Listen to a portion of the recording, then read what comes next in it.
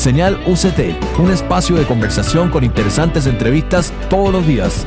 Conoce más sobre la Universidad Católica de Temuco y sobre la Araucanía. Cada semana por Radio UCT, la radio que te acompaña todos los días.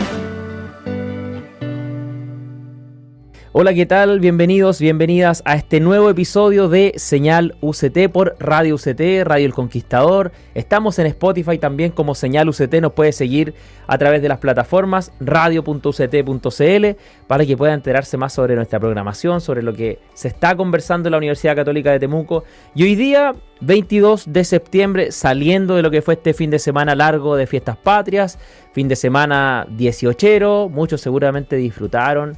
Escucharon música, comieron rico, y nosotros vamos a comenzar este día lunes ya apaciguando un poco las aguas, ya bajándole un poco el ritmo a lo que fue la celebración, y nos vamos a poner un poco más serios. Vamos a conversar también sobre historia, sobre algunas cosas que han ido pasando en Chile, y para ello nos acompaña en los estudios el profesor Jorge Pinto Rodríguez, quien es Premio Nacional de Historia del 2012, nació en La Serena el año 1944, una de las voces más reconocidas en la historiografía chilena, estudió Pedagogía en Historia en la Universidad de Chile y luego obtuvo un PhD en Historia en la Universidad de Southampton en Inglaterra. Ha escrito muchos textos, incontables casi, recién hablábamos antes del programa, tampoco tiene idea cuántas veces ha sido citado en diferentes investigaciones y por ello vamos a conversar de muchas cosas hoy día. Primero lo paso a saludar. Bienvenido, profesor Jorge Pinto. No, muchas gracias por estar aquí presente, ¿no? Oiga, y un saludo a los auditores que nos están escuchando hoy día. Usted ya nos ha acompañado varias veces en la radio, hemos conversado de distintos temas, pero siempre hay algo nuevo que hablar, siempre hay algo que podemos nosotros ir comentando, y sabemos que pasó recién una semana que todos los chilenos se visten de blanco, azul y rojo, les comienza a sonar la cueca y todo lo demás. Pero hay personas que se han dedicado a estudiar la historia en profundidad y que saben igual cuáles son los orígenes de dónde nace toda esta fiesta, qué evoca, cómo ha ido evolucionando con el tiempo también, porque ha ido tomando distintos matices. Y usted, el año 2000, publica un libro que se llama La formación del Estado y la Nación y el pueblo mapuche de la inclusión a la exclusión, donde repasan algunos de los en algunos de los capítulos parte de lo que fue este proceso de lo que hoy día se conoce como independencia, donde habla, por ejemplo, del papel que tuvo Portales, cómo también la historiografía más conservadora en su momento lo situó, cómo se refirió a él, y también cómo otros autores no se limitaron a tirarle flores simplemente o a hablar de lo grandioso que había sido este proceso. Si nosotros hoy día nos ponemos a pensar, año 2025, si podemos dar a lo mejor una pincelada de cómo fue ese proceso según lo que usted ha podido estudiar y lo que a lo mejor hoy día se desconoce también para las personas que nos están escuchando. ¿Tiene algún dato que a lo mejor es un tanto desconocido respecto a lo que sucedió en esta época? Que no fue solamente en 1810, sino que fue todo un proceso donde se comienza a instalar lo que conocemos como el Estado, que por cierto también en su libro habla, también con un análisis crítico de algunos grupos que hablan sobre el Estado como también una expresión de una clase social. Si me puede hablar un poquito sobre eso. Es una pregunta que invita a una reflexión más profunda, pero no es necesario ponerse serio para hablar de historia, Podemos hacerlo también de una manera que resulte atractiva o interesante para quienes nos están escuchando. Mire, una de las hipótesis más complejas que he conocido yo respecto de lo que ocurrió el 18 de septiembre, lo planteó un historiador que señaló que en realidad el 18 de septiembre se produjo el primer golpe de Estado en Chile. Wow. Porque fue una reacción de lo que podríamos llamar la élite chilena de ese momento contra García Carrasco, que había sido gobernador de Chile. García Carrasco era un personaje muy pintoresco, era, yo diría que una especie de populista del siglo XIX. Él era el que tenía el poder militar más alto en el país en ese momento. Bueno, éramos colonia de España todavía, ¿no? pero lo definen como una persona de gustos vulgares, entre comillas, ¿eh? Porque abrió las puertas del palacio, podía entrar cualquiera, y en cualquier momento podía interpelarlo, o podía hablar con él, solía salir a las calles, le gustaba bailar la zamacueca, era un personaje bien pintoresco y particular, no que no calzaba con lo que la élite esperaba de un gobernador. Y llegó al cargo de gobernador de Chile porque la Real Audiencia había nombrado a otra persona, pero él reclamó y dijo: yo tengo las armas. Y entonces él obligó a que lo reconocieran como el gobernador de Chile. Entonces hay una rebelión contra García Carrasco. Y ahí, obviamente, criticado también por esta burguesía emergente. Exactamente. Y ahí también está Portales cumpliendo con un papel que finalmente termina. Pero Portales va a aparecer más tarde, ¿eh? Porque Portales era un niño en ese momento. La vida de Portales es bien interesante también, ¿eh? Un niño bastante díscolo. Hoy día andaría por las calles protestando, y haciendo bromas, no sé si de buen o mal gusto, ¿no? Porque solía colocar a los profesores en monos que sentaba o montaba en un burro y los hacía pasear por las calles centrales de Santiago en ese momento, ¿no? Era un muchacho bastante díscolo, Portales, ¿eh? Pero su vida estuvo marcada más tarde. Se casó con una prima y su mujer falleció. Creo que era prima de él, falleció muy tempranamente, a poco después de haberse casado, y se fue a Lima.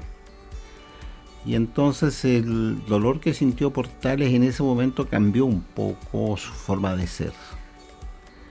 Y se convirtió en un comerciante exitoso en Lima, que descubrió que Chile tenía, si quería crecer en el futuro, ¿no?, que controlar el Pacífico. Y por eso que miró siempre a el Perú como una amenaza para Chile, sobre todo al puerto del Callao.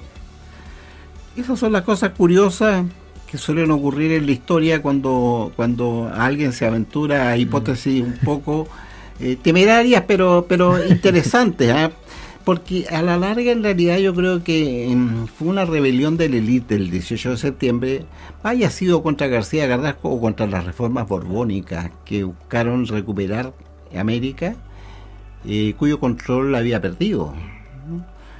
Es interesante el fenómeno de la independencia. Y ahí surge entonces la idea de formar un Estado que reemplace al sistema colonial, en donde el poder lo ejerce el rey, y aquí ya se impone una racionalidad que en el caso de Chile se produjo de tal modo que ya muy tempranamente Chile había construido Estado y al mismo tiempo nación. Son dos cosas distintas, una cosa es el Estado y otra cosa es la nación.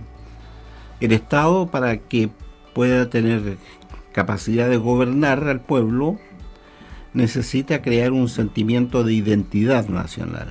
Por eso que, a mi juicio, primero se crea el Estado y el Estado va construyendo la nación. Es una ficción la nación. La chilenidad no existía, la peroneidad, en fin, no existían esas identidades nacionales, ¿no?, pero que se crean. Y Chile construyó rápidamente el Estado, y ese es un mérito de los grupos dirigentes del siglo XIX, ¿eh? Lo hayan hecho bien o mal, pero construyeron rápidamente el Estado.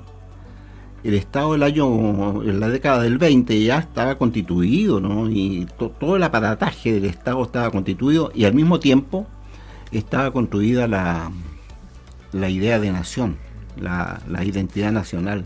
Eso igual es interesante de tocar, porque el concepto de nación hace muy poquitos años volvió a ser reflotado, a propósito del plebiscito, donde se habló de naciones, se habló de la nación mapuche, y ya de reconocerlo dentro de la Constitución, y muchos se molestaron porque, claro, esta noción que se tiene del concepto siempre se asemeja o se puede asimilar a que se refiere al Estado mismo, a su administración. Pero claro, tiene más que ver con un tema identitario, o por ejemplo el tema de Argentina, que también con la gran migración de italianos también fue siendo modificado el concepto de nación. que ojo, con Chile podría pasarnos también de aquí a 100 años, la chilenidad podría concebirse de otra manera. En el caso de Argentina, el proceso ese se vivió 100 años más tarde, porque la migración italiana fue más tardía. Fue más tardía, claro. Se acelera a fines del siglo XIX, ¿no? Y a comienzos del siglo XX.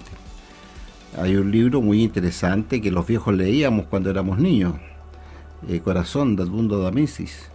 Y en Argentina se prohibió la lectura de ese libro, que es un libro muy interesante.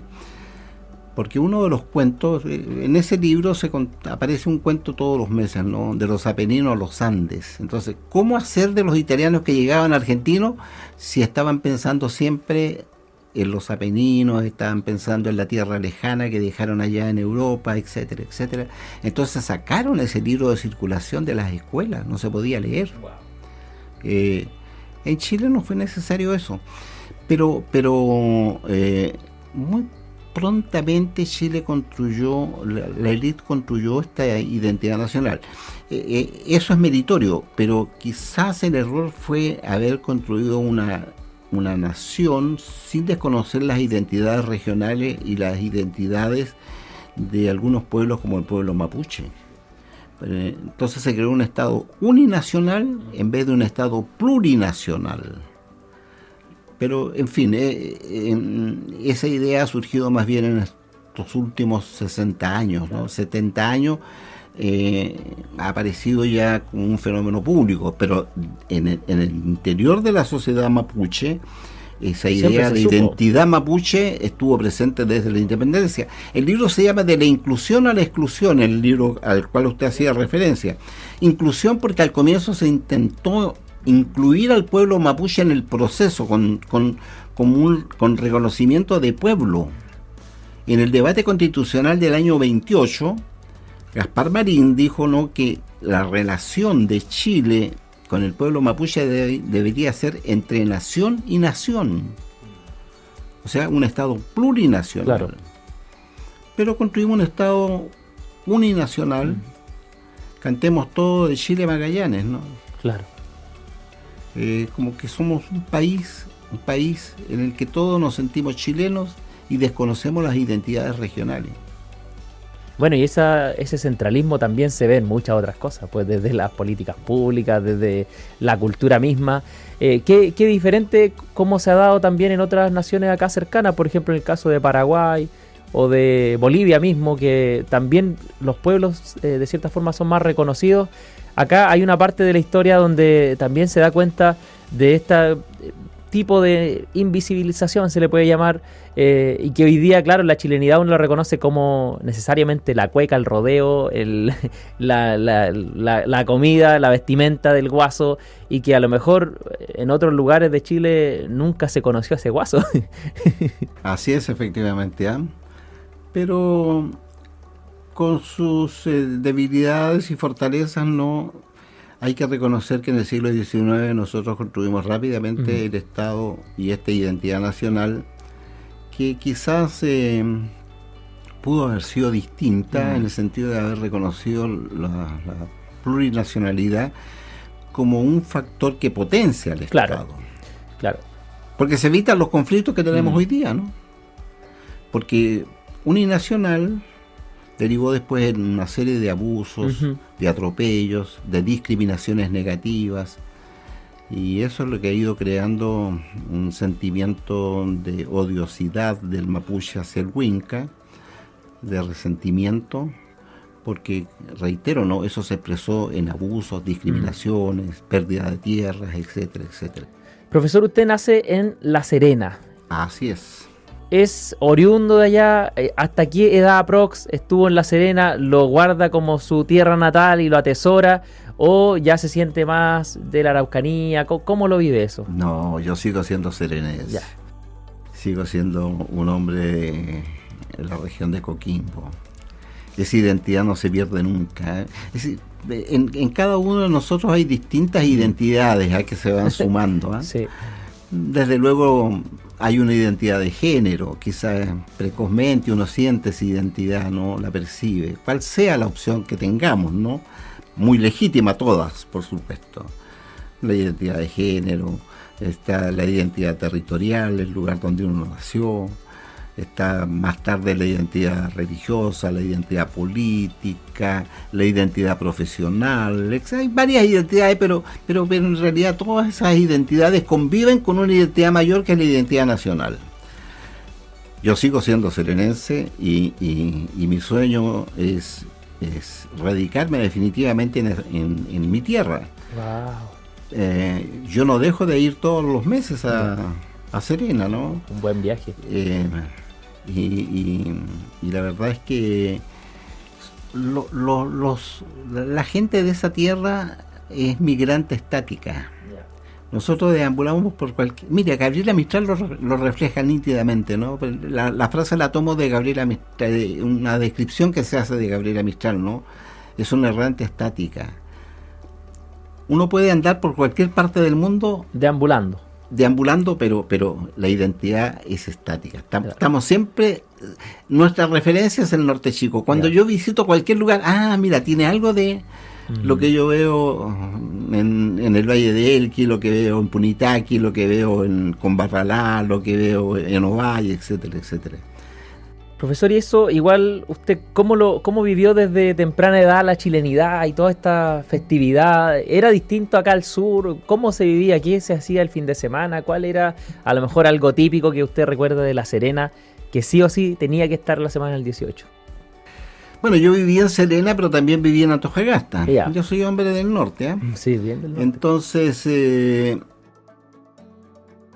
¿cuándo me di cuenta yo que era chileno? Y la verdad es que no lo tengo claro, ¿eh? Yeah. Porque en realidad yo más que de Chile, escuchaba hablar del fisco.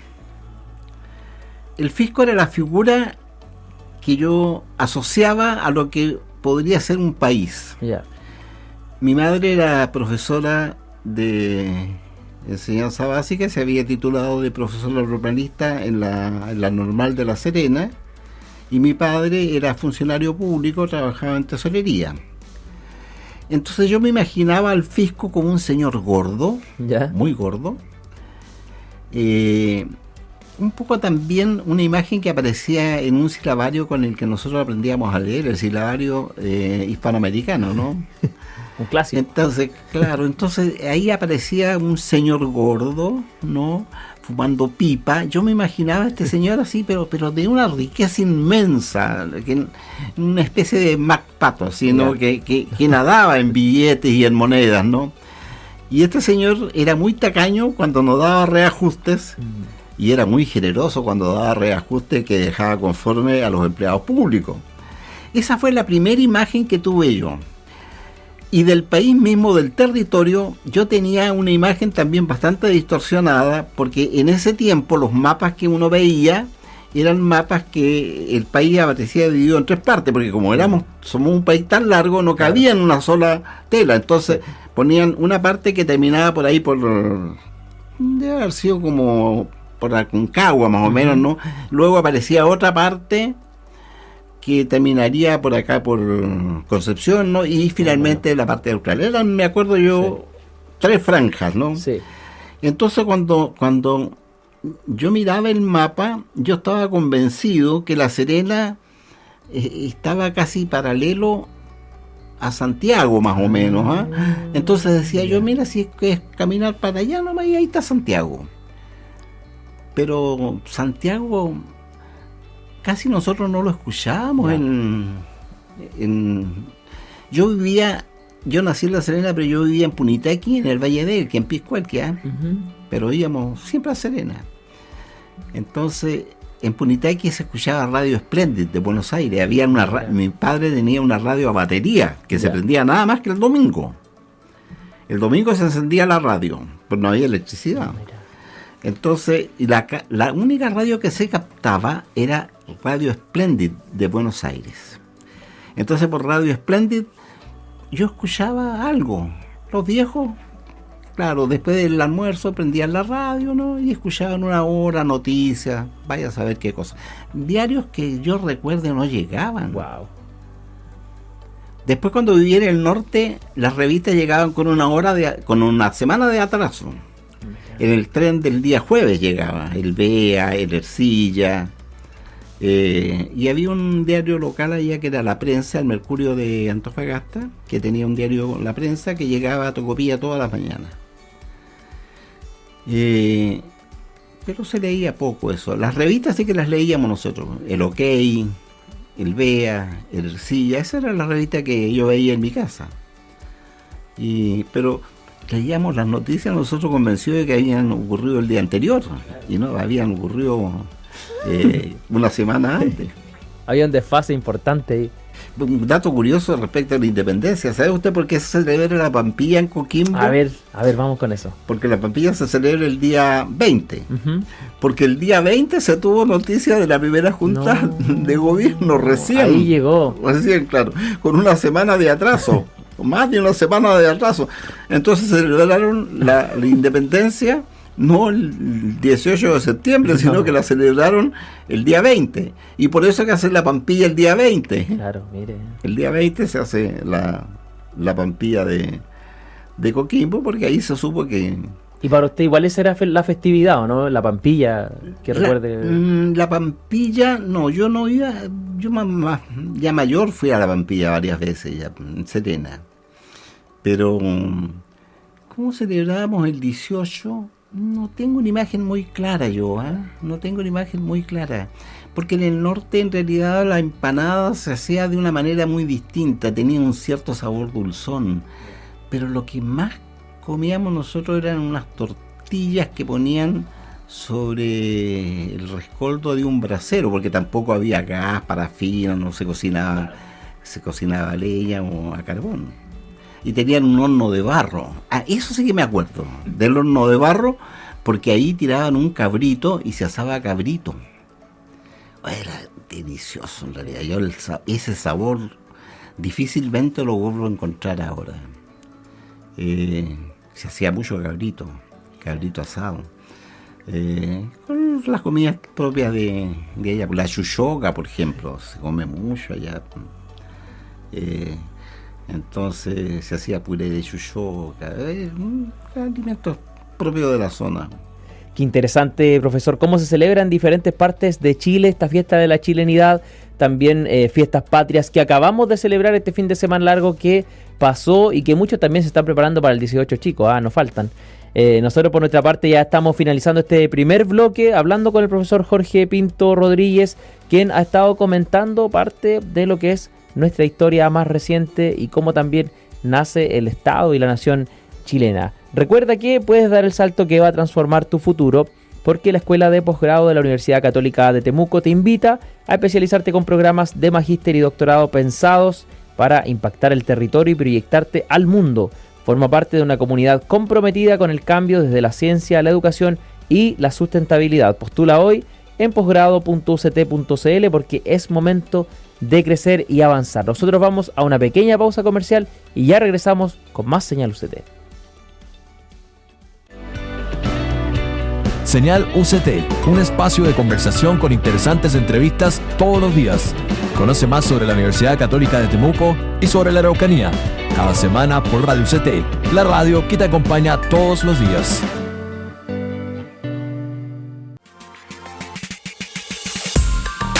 A esta hora síguenos en radio.uct.cl y radio.uct en Instagram.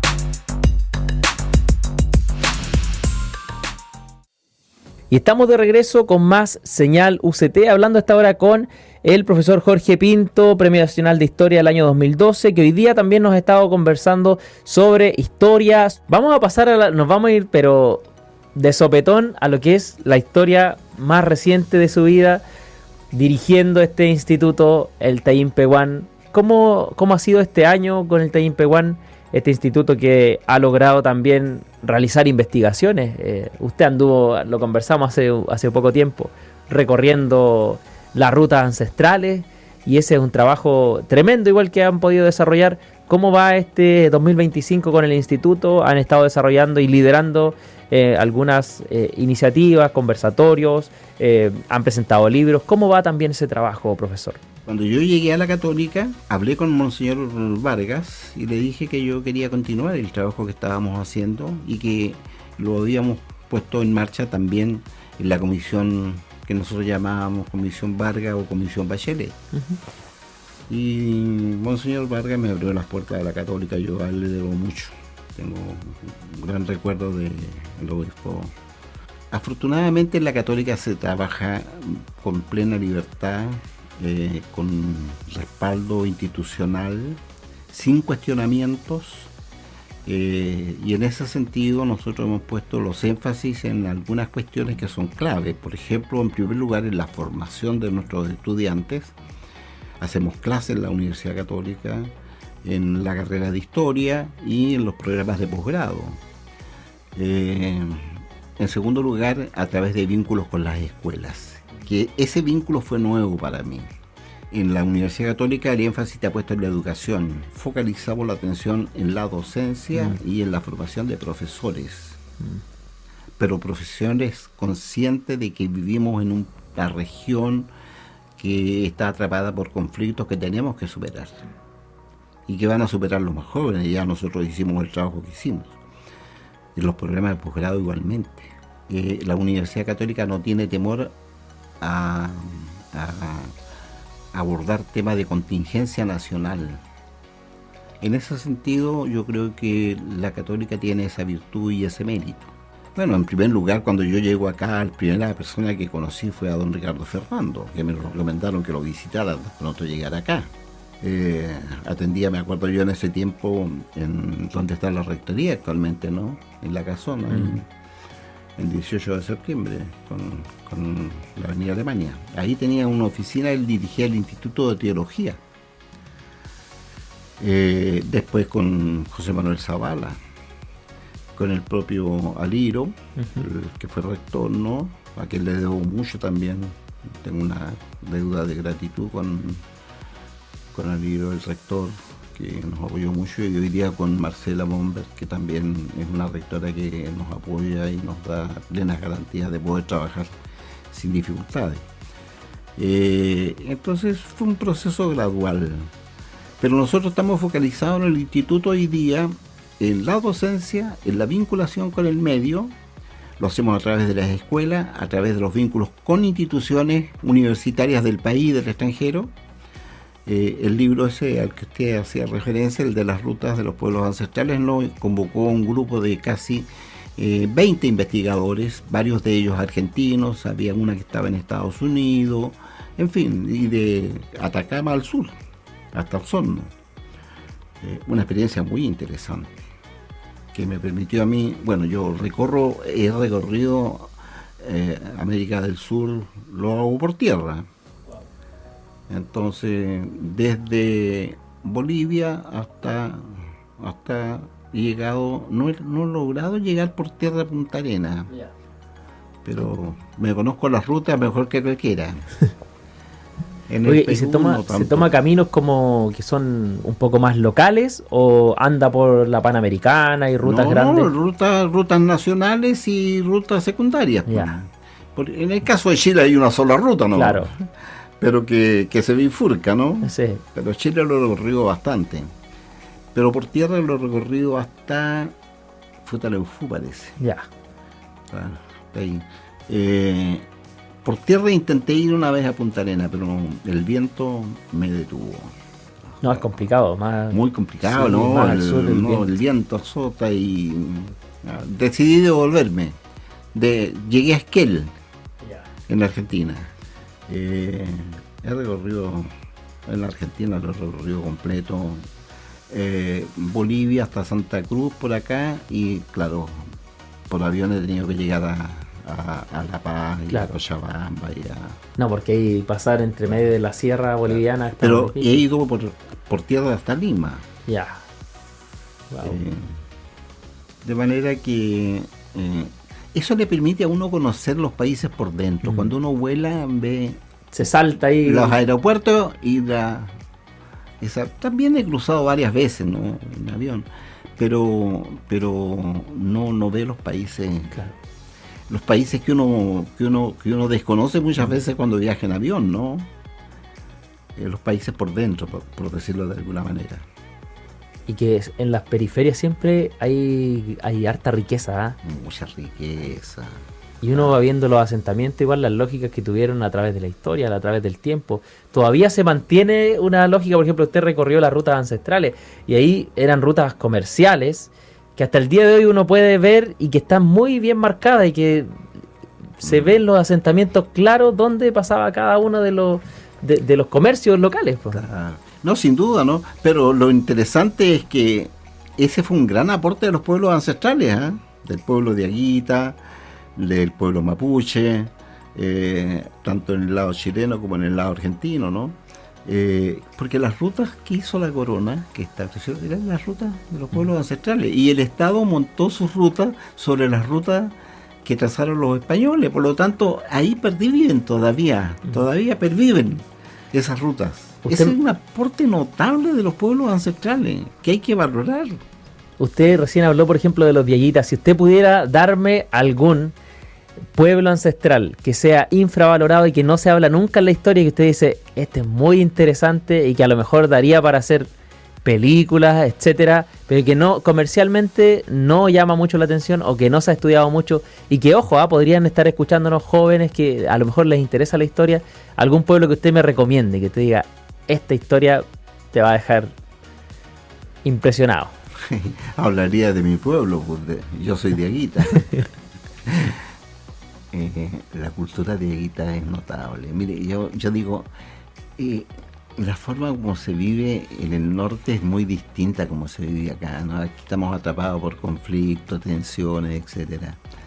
En el norte no ocurre eso. Justamente hace un par de semanas rendimos un homenaje a un colega nuestro que había fallecido, ¿no? Y ahí estaban diaguitas, coquimbanos, algunos investigadores que llegan desde afuera, ¿no? Y todos conviven armónicamente. No hay esos ilcún, ese resentimiento que uno vive aquí en la región de la Araucanía, muy justificado por los abusos que se cometieron. Aquí hay luces y sombras en la Araucanía, pero la sombra muchas veces oscurece la luz. En cambio, en Coquimbo eso no pasa. En Antofagasta tampoco pasaba eso. Fíjese que en Antofagasta se logró que el Estado construyera una identidad nacional en territorios que eran peruanos y bolivianos. La fiesta de la Tirana se celebraba el 6 de agosto, que es el Día Nacional de Bolivia. Y Chile la cambió para el 26 de julio, que es el Día de la Virgen del Carmen del Ejército. Y sin embargo, nadie se percata de eso, o por lo menos no tiene mayor impacto, ¿no? Se ha logrado una integración allá, que aquí no se logra. Así, allá conviven las identidades, más bien han surgido conviven las identidades ancestrales con la identidad nacional, sin ese tipo de conflicto que vemos acá. En cambio, ahora sí ha surgido una demanda de los pueblos afroamericanos, en el norte, que han sido muy desconocidos, muy opacados, ¿no? Pero en general es distinto. Yo rescataría a mi pueblo, al pueblo de Aguita, sin desconocer el mérito que tiene el pueblo mapuche, que ha sido capaz de resistir todas las adversidades desde el siglo XVI en adelante que ha enfrentado. Pero me quedo con mi pueblo. Y si pudiera elegir una parte de la historia desde 1810 hasta ahora, que a lo mejor fue su favorita de abordar en los textos, de escribir sobre eso, que a lo mejor le dedicó más horas de investigación, ¿alguna porción, alguna parte de estos más de 200 años? Mire, a mí me ha interesado mucho la transición del siglo XIX al siglo XX. Yeah. Pero me ha interesado porque no la analizo desde el punto de vista de las fuentes tradicionales a las cuales recurre un historiador, sino que a través de la literatura, la novela. Porque cuando la historia no se atrevía a hablar del tiempo presente, cuando todavía la sociología no tenía el nivel de desarrollo que ha tenido la antropología tampoco, la ciencia política, la psicología, todavía no emergían como ciencias sociales, ¿no? La literatura quizá quizás es la fuente que de manera más representativa, más significativa, más elocuente, ¿no?, muestra los problemas que se produjeron en Chile cuando transitamos del siglo XIX al siglo XX, ¿no?, con rebeliones populares, en fin, desde Punta Arenas hasta Iquique, ¿no?, simbolizada de alguna manera en la masacre de la Escuela Santa María de Iquique. Ese periodo es muy interesante estudiarlo desde el punto de vista de la literatura y aún de la literatura indígena. Yo pensaba que nosotros no teníamos una literatura indigenista, pero gracias al aporte que me hizo un gran sociólogo peruano, Braulio Muñoz,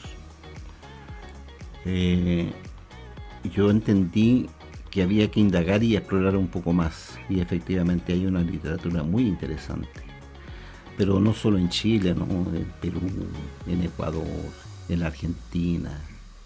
La literatura es una fuente muy valiosa, muy valiosa. Estamos publicando un libro sobre eso, reeditando un libro sobre eso. A ver, si me puede mencionar a lo mejor el nombre o la fecha aproximada. El libro está...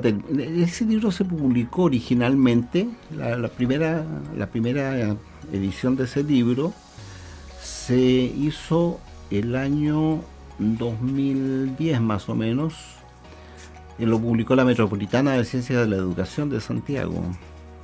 Fue producto de un proyecto de investigación aprobado o financiado por CONICET.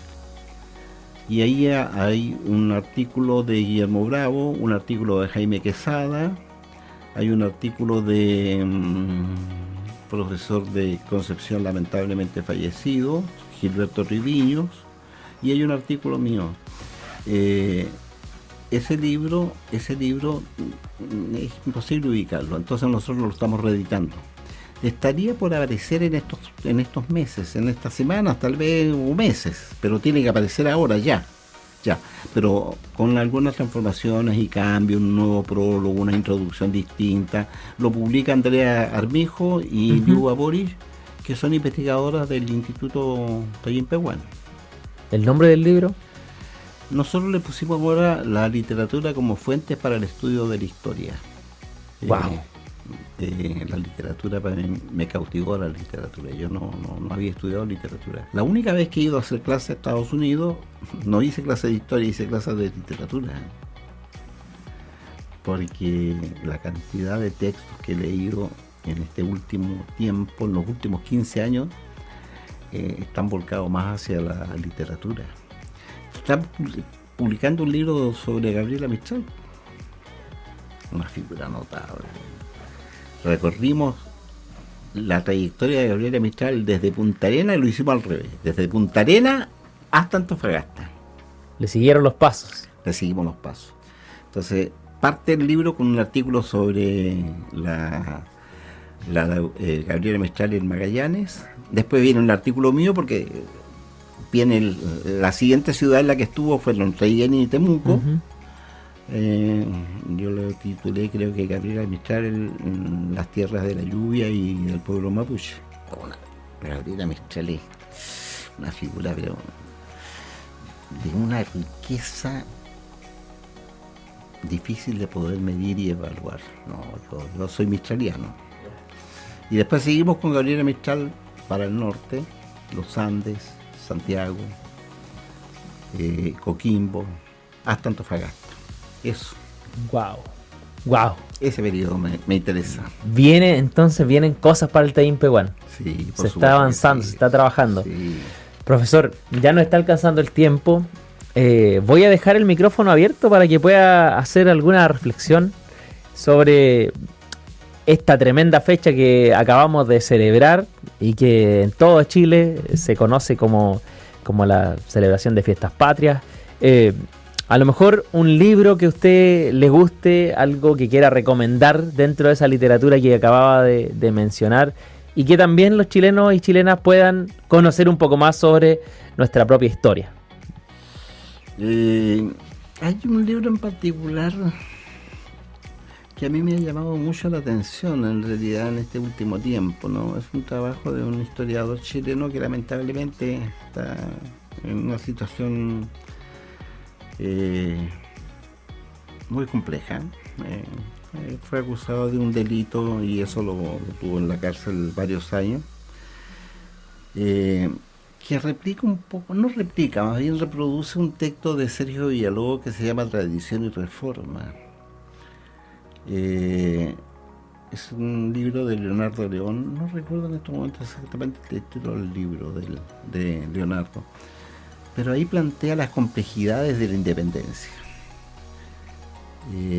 Y el dilema que se produjo en Chile en 1810, la independencia fue una guerra civil. Obviamente, si no vinieron tropas de Europa aquí a luchar contra los patriotas, no fue una guerra civil en que se enfrentaron familias y lugares de encuentro, en espacios concretos, ¿no? Sobre todo la guerra afectó mucho la zona de Concepción a Santiago.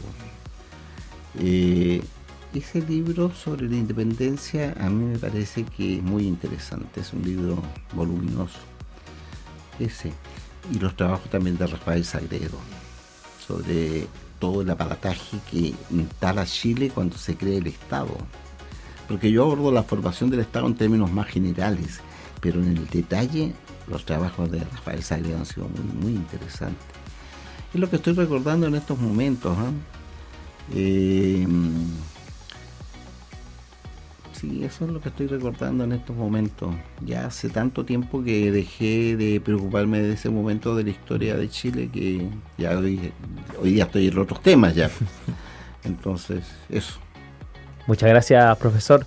Agradecemos las palabras del profesor Jorge Pinto, quien nos acompañó temprano esta mañana acá en los estudios de Radio UCT para conversar un poco sobre las fiestas patrias, lo que se acaba de celebrar en Chile desde una mirada histórica y también dar un repaso sobre lo que se está realizando por parte de la UCT a través del Instituto Taín Pehuán que dirige el mismo profesor Jorge Pinto. Pasamos a otras informaciones porque recientemente estudiantes de Relaciones Internacionales y embajadores de la UCT dialogaron sobre interculturalidad con clases de cultura mapuche. Toda esta jornada incluyó clases sobre revitalización que fueron impartidas por la docente Alina Namuncura junto a dinámicas lúdicas de intercambio entre estudiantes internacionales y locales. Todo esto en el marco de un convenio de cooperación internacional entre la Dirección de Relaciones Internacionales de la UCT y la organización SIT Study Abroad Chile, que permitió este desarrollo de un encuentro interuniversitario con foco en la cultura mapuche y la reflexión sobre la interculturalidad. Además, la revista Género Sur fue presentada recientemente en la UCT. Esta revista científica fue presentada ante académicos, estudiantes y representantes también del sector público y privado. Todo esto gracias al trabajo colaborativo entre el Centro de Estudios de Género de la Universidad Católica de Temuco, junto también con la biblioteca de la misma universidad. Se desarrolló esta revista Género Sur que tiene como objetivo difundir y promover debates y reflexiones en el campo de los estudios de género y teorías feministas.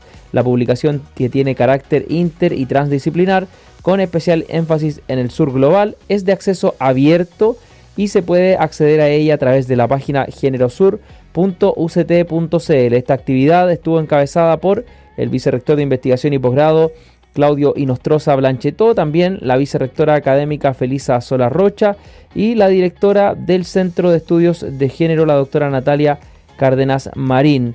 Todo esto también coordinado con la directora del Sistema de Bibliotecas, Claudia Chau, quienes participaron y dieron palabras también, exposiciones respecto a esta colección que da inicio a la revista Género Sur, que ya se encuentra disponible en su página web para que sea visitada, y obviamente esta información también está en uct.cl. De esta manera nos estamos despidiendo de este Señal UCT posterior a las fiestas patrias. Invitamos a que continúe en nuestra sintonía. Nosotros nos vemos la próxima semana en un nuevo Señal UCT. Señal UCT, un espacio de conversación con interesantes entrevistas todos los días. Conoce más sobre la Universidad Católica de Temuco y sobre la Araucanía. Cada semana por Radio UCT, la radio que te acompaña todos los días.